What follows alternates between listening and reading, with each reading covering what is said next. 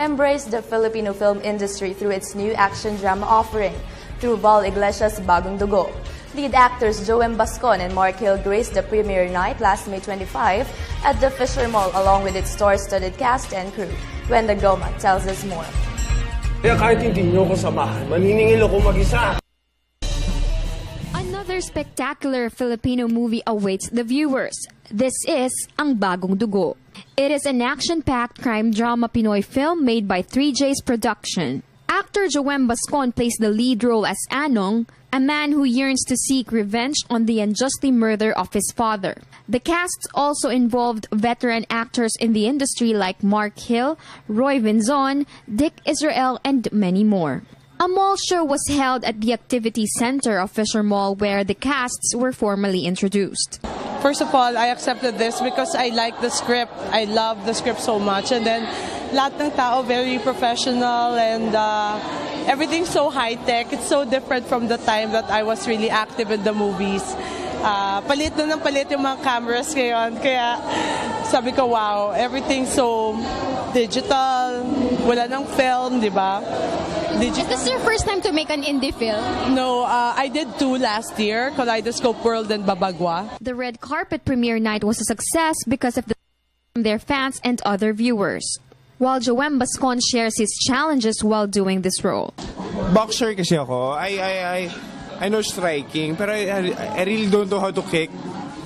So, sila Tatay Val, sila yung nagturo sa akin kung paano sumipa, kung paano yung rolling, yung mga pag-roll yun ng mga stuntman.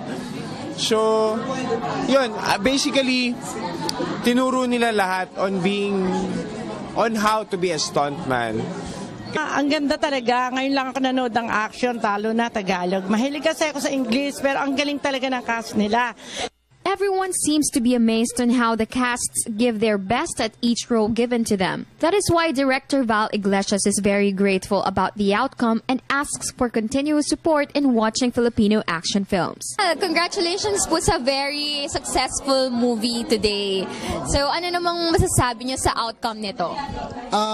Sana po ma-bless ng Panginoon Diyos, mapansyon ng tao at magkaroon ng pagkakataong ng mga tao.